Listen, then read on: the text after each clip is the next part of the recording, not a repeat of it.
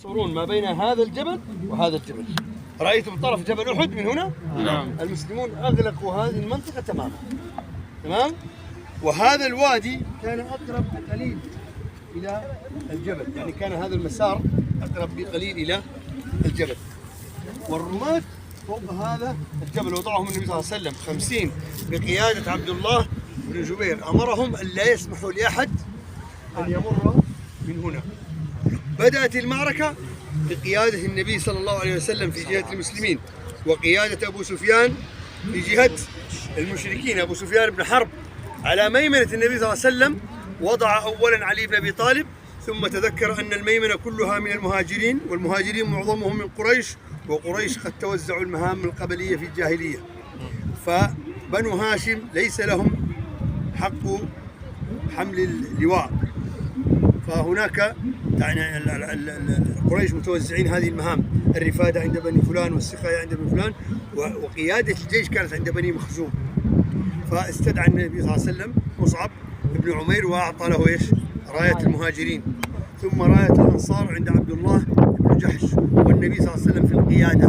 والجهة المقابلة كان ميمنة أبو سفيان عند خالد بن الوليد قبل أن يسلم، وميسرته عند عكرمة بن أبي جهل، وبدأ القتال. تمام؟ وهؤلاء الجنود الذين وضعهم النبي صلى الله عليه وسلم فوق هذا الجبل حذرهم أن يخرجوا أو ينزلوا أو يتحركوا من مكانهم حتى يأتيهم مرسول من رسول الله صلى الله عليه وسلم. وبدأت المعركة فعلا، والمسلمون ركزوا على منطقة القيادة ومنطقة اللواء، المنطقة التي فيها الرجل الذي يحمل لواء الجيش. وكان أبو سفيان وقف على أهل اللواء وقال لهم: إذا لم تكونوا أهلا لحمل اللواء فلتتنازلوا عنه لغيركم. يريد أن يحمسهم: وإنما أوتينا يوم بدر بسببكم. فقالوا له: لن يسقط لواؤنا وفينا واحد حي. جاءه 6 إخوة وفعلا أبروا بالقسم، ولم يسقط لواؤهم إلا بعد أن ماتوا جميعا، لكنهم قتلوا. هناك تركيز شديد على منطقة اللواء. فلما سقط لواء المشركين وبدأت الهزيمة في صفوفهم، الرماة قالوا: المعركة انتهت وهيا إلى الغنائم.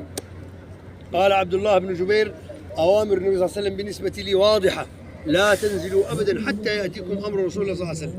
لكنهم أقنعوه بأن هذا الموضوع قبل المعركة، والآن الموضوع انتهى والمعركة شارفت على النهاية، والمشركون بدأوا بليش؟ في الفرار.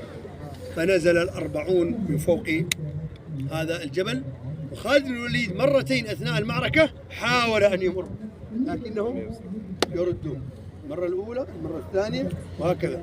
لما نزل الرماة بعد أن بدأت صفوف المشركين تتخلخل، خالد بن الوليد رأى هذا الشيء، لاحظ أن المكان الذي كان محميا وحاول مرتين أن يمر ولم يستطع، الآن أصبح من الممكن المرور منه، فتظاهر بالانسحاب معه الخيالة ورجع إلى أول الوادي، يعني ابتعد عن أنظار الناس، ثم جاء مسرع بخيالته واستطاع أن يعبر من هذا المكان.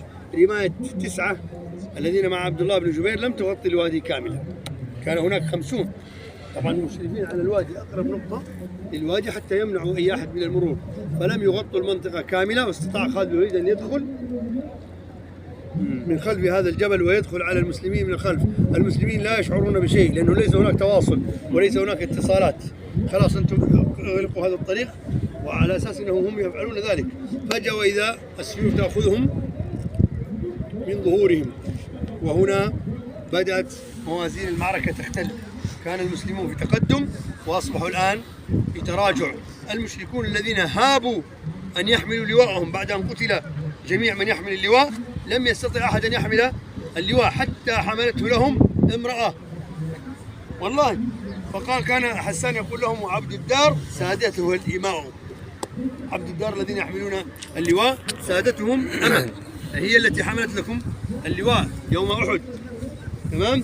ولما عرفوا وشافوا جيشهم أو خيالتهم استدارت على المسلمين من الخلف، هنا حملوا إيش؟ لواءهم، لأن المسلمين انشغلوا، ثم حملوا لواءهم وكروا عليهم من الأمام.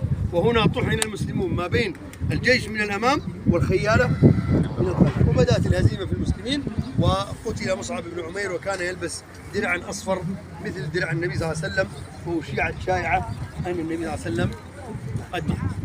فانهار جيش المسلمين، لم يبقى هناك مقاومة، وبدأ الناس يهربون باتجاه المدينة، وصمد قلة مع النبي صلى الله عليه وسلم، والنبي صلى الله عليه وسلم بدأ يعلن عن نفسه، لأنه لا يعرفون أين النبي صلى الله عليه وسلم.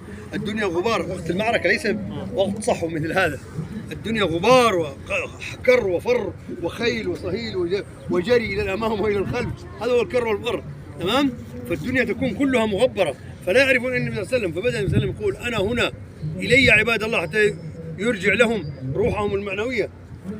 هنا وصل إليه صلى الله عليه وسلم الأعداء قبل الأصدقاء، فأصيب صلى الله عليه وسلم بضربة على رأسه، وكان يعتمر القبعة الحديدية هذه، يلبس الخوذة، تسمى الخوذة، الهلمت يعني، تمام؟ نعم. فضرب على رأسه صلى الله عليه وسلم، وسال الدم على وجهه الشريف، ودخلت حلقات المغفر في وجنتيه الشريفتين، ثم استطاع الصحابة القريبين منه مباشرة أن يغلقوا عليه. وصل إليه الصحابة القريبين فأغلقوا عليه إغلاقا تاما، وصاروا يدافعون عنه بأنفسهم وبظهورهم وبوجوههم، وبدأوا يسحبونه داخل هذا الجبل، لأن جبل أحد بهذا الشكل، هناك مكان مجوف ترون فيه البيوت، هذا المكان الذي فيه البيوت هكذا بهذا الشكل، هم لجأوا إليه، دخلوا بدأوا ينسحبون باتجاه أحد، لأنه لا يريدون أن يضربوا من الأمام والخلف، يريدون أن يحموا ظهورهم في أحد ويقاتلوا من جهة واحدة. الباقية مع النبي صلى الله عليه وسلم دخلوا في هذا الاتجاه. كان من الممكن أن يتبعهم أبو سفيان ويدخل خلفهم ويقتلهم جميعا، لكن إرادة الله